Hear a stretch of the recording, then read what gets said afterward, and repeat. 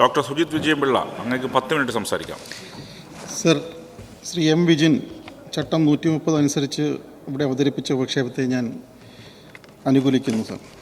Sir, നമ്മുടെ കേരളത്തെ അടക്കമുള്ള വിദ്യാർത്ഥി സമൂഹം, നീറ്റ് എഴുതിയിട്ടുള്ള കുട്ടികൾ, അവരുടെ രക്ഷകർത്താക്കളെല്ലാം വലിയ ആശങ്കയിലും നിരാശയിലുമാണ്. സർ, പല കുട്ടികളും നമുക്കറിയാം, നീറ്റ് പരീക്ഷ പോലെയുള്ള പരീക്ഷകൾക്ക് പ്രിപ്പയർ ചെയ്യുന്നത് 1-2 വർഷമല്ല.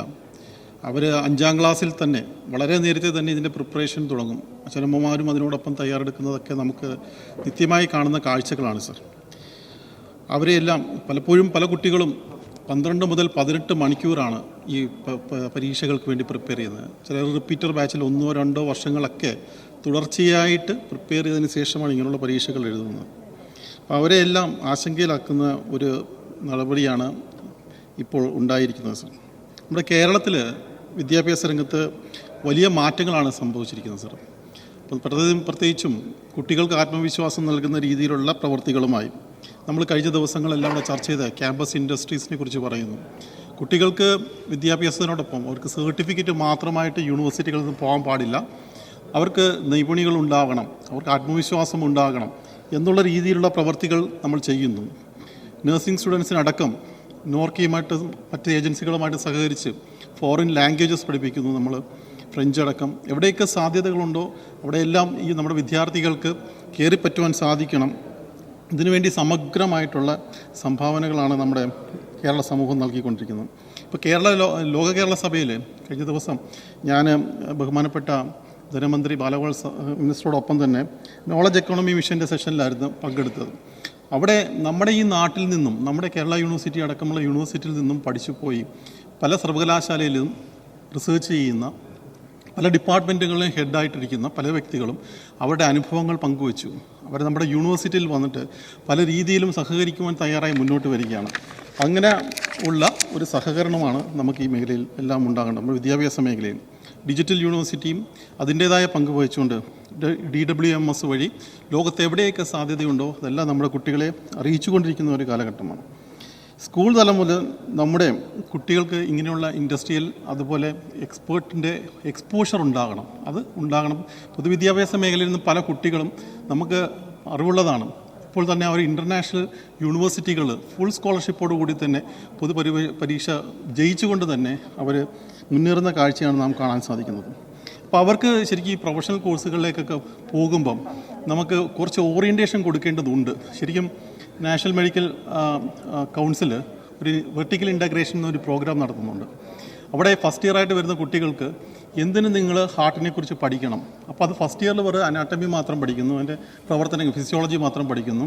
അപ്പോൾ അത് എന്തിനു പഠിക്കണം എന്നുള്ളതിനെക്കുറിച്ച് അതിൻ്റെ രോഗാവസ്ഥയെ പക്ഷേ ഫൈനൽ ഇയർ മാത്രമേ സാധാരണ പഠിക്കാറുള്ളൂ. അത് ആദ്യം തന്നെ മനസ്സിലാക്കി ജസ്റ്റ് ഒരു സൂപ്പർഫിഷ്യലായിട്ട് മനസ്സിലാക്കാൻ വേണ്ടി വെർട്ടിക്കൽ ഇൻ്റഗ്രേഷൻ പ്രോഗ്രാം നടത്താറുണ്ട്. പക്ഷേ അത് ശരിക്കും നമുക്ക് വേണ്ടത് 10ാം ക്ലാസ്സിലൊക്കെയാണ്. 10ാം ക്ലാസ് കഴിയുന്ന കുട്ടികൾ അവർ ഏത് വിഷയത്തിലാണ് പഠിക്കാൻ ഉദ്ദേശിക്കുന്നത്, ആ വിഷയത്തിലാണ് അവർ മുന്നോട്ട് പോകാൻ ജോലി ചെയ്യാൻ ഉദ്ദേശിക്കുന്നതെങ്കിൽ അവർക്ക് അവിടെ ആ സ്ഥാപനത്തിൽ, ഇപ്പം നഴ്സിംഗ് ആണെങ്കിൽ അവിടെ ഒരു ഒബ്സർവർഷിപ്പിന് ഒരു അവസരം ഉണ്ടാകണം. അപ്പോൾ അങ്ങനെയാണെങ്കിൽ അവർക്ക് എന്താണ് ഈ ജോലി എന്നുള്ളത് മനസ്സിലാക്കാൻ പറ്റും, അതിൽ അധിഷ്ഠമായിട്ട് പഠിക്കുവാൻ പറ്റും. അപ്പോൾ ഇങ്ങനെയുള്ള സാഹചര്യങ്ങളെല്ലാം മനസ്സിലാക്കി മുന്നോട്ട് പോകുന്നതായിരിക്കും കുറച്ചും കൂടെ ഉത്തമമെന്ന് ഞാൻ സന്ദർഭവശാൽ സൂചിപ്പിക്കുകയാണ്. അപ്പം ഈ കാലഘട്ടത്തിൽ, കഴിഞ്ഞ കാലഘട്ടങ്ങളിലെല്ലാം എൻട്രൻസ് പരീക്ഷകൾ നമ്മൾ സംസ്ഥാന സർക്കാരുകളും അതുപോലെ കേന്ദ്ര സർക്കാർ 2 എൻട്രൻസ് പരീക്ഷകൾ നടത്തിയിരുന്നു. അന്നും വിഷയങ്ങളൊക്കെ ഉണ്ടായിരുന്നു. അപ്പം സെൻട്രൽ ഗവൺമെൻറ്റിൻ്റെ പരീക്ഷകൾ പാസ്സായി നമ്മൾ പല സംസ്ഥാനങ്ങളിലും അഡ്മിഷൻ എടുക്കാൻ ചെല്ലുമ്പോൾ, ഗുജറാത്ത് അടക്കമുള്ള സംസ്ഥാനങ്ങളിൽ അഡ്മിഷൻ എടുക്കാൻ ചെല്ലുമ്പോൾ പലപ്പോഴും കായികമായി ഉപദ്രവിച്ചുകൊണ്ട് സീറ്റ് എടുക്കാൻ പറ്റാത്ത അവസ്ഥ ഉണ്ടായിട്ടുണ്ട്. അന്നും ഈ പറയുന്ന സീറ്റ് വേക്കൻ്റായിട്ട് പ്രാദേശികവാദം ഉന്നയിച്ചുകൊണ്ട് ആ സീറ്റുകൾ കൈക്കലാക്കുന്ന സന്ദർഭങ്ങളൊക്കെ അന്നും ഉണ്ടായിട്ടുണ്ട്. പക്ഷേ ഇപ്പോഴും ആ വിഷയങ്ങളൊക്കെ ഇങ്ങനെയുള്ള സംസ്ഥാനങ്ങളാണ് ഉണ്ടാകുന്നതെന്ന് മനസ്സിലാക്കുമ്പോൾ അവർക്കിപ്പോഴും നേരം വെളുത്തിട്ടില്ല എന്നുള്ളതാണ് മനസ്സിലാക്കാൻ സാധിച്ചത്. ഈ 1ാം മോഡി സർക്കാരിൻ്റെ കാലത്ത് നാഷണൽ ടെസ്റ്റിംഗ് ഏജൻസിയെ ഈ പരീക്ഷയുടെ ഉന്നത വിദ്യാഭ്യാസ രംഗത്തെ പല മത്സര പരീക്ഷകളും ഇവരെ ഏൽപ്പിച്ചിരിക്കുകയാണ്. ഇവിടെ എല്ലാം ക്രമക്കേടുകൾ നടന്നുകൊണ്ടിരിക്കുകയാണ്. ശരിക്കും വളരെ സ്ഥാപകവൽക്കരിക്കുകയാണ് ചെയ്തത്. വ്യാപകമായിട്ടുള്ള അഴിമതിയാണ്. ഇപ്പോൾ നീറ്റിനെ കുറിച്ച് വളരെ വിശദമായിട്ട് ഇവിടെ സൂചിപ്പിച്ചു. 2024 നീറ്റ് UG പരീക്ഷയിലുണ്ടായ ക്രമക്കേടുകൾ.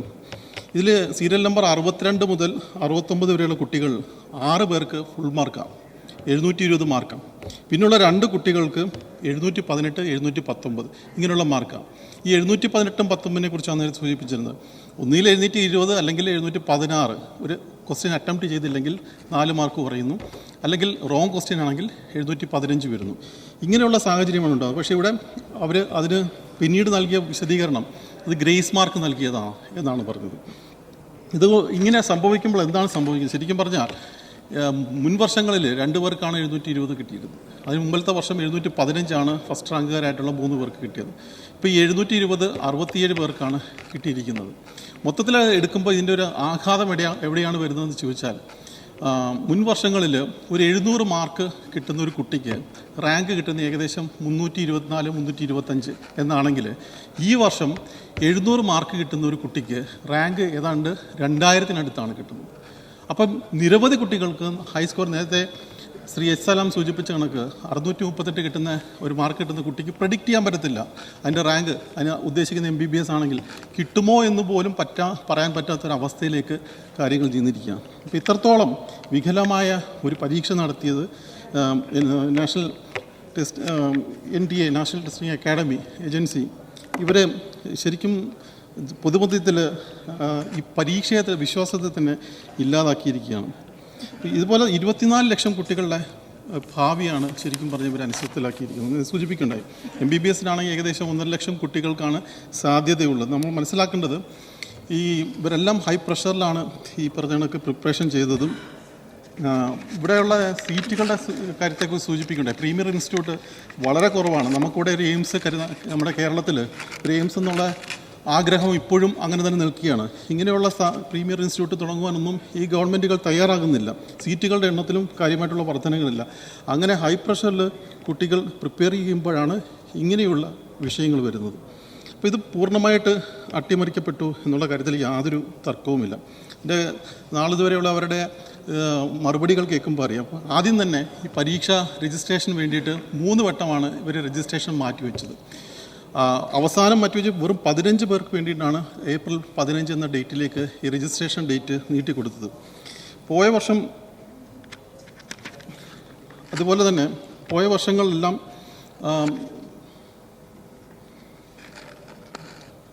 NTA പറഞ്ഞിരുന്നത് പോയ വർഷത്തിനേക്കാളും ഏതാണ്ട് 3 ലക്ഷം കുട്ടികൾ അധികമായി ഈ പ്രാവശ്യം പരീക്ഷ എഴുതിയതിനാലാണ് ഇത്രയുള്ള പ്രശ്നങ്ങൾ ഉണ്ടായതെന്ന് ഒരു ന്യായം പറഞ്ഞു.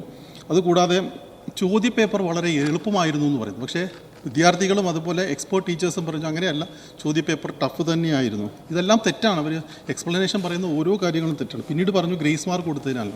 ഗ്രേസ് മാർക്ക് കൊടുത്തതിൻ്റെ കാര്യം സമയം നീട്ടിക്കൊടുത്തു, സമയം വൈകി വന്നവർക്ക് സമയം നീട്ടിക്കൊടുത്തു, ഞാൻ മൾട്ടിപ്പിൾ ആൻസേഴ്സ് ഉണ്ട് അതിനാലെന്ന് പറയും. ഇതെല്ലാം പിന്നീട് തെറ്റാണെന്ന് തെളിഞ്ഞു. അപ്പം ഇതിൽ പിന്നീട് വരുന്ന വാർത്തകൾ 30 ലക്ഷം മുതൽ 40 ലക്ഷം മുതൽ കോടികളുടെയൊക്കെ കണക്കുകളാണ് പറഞ്ഞത്.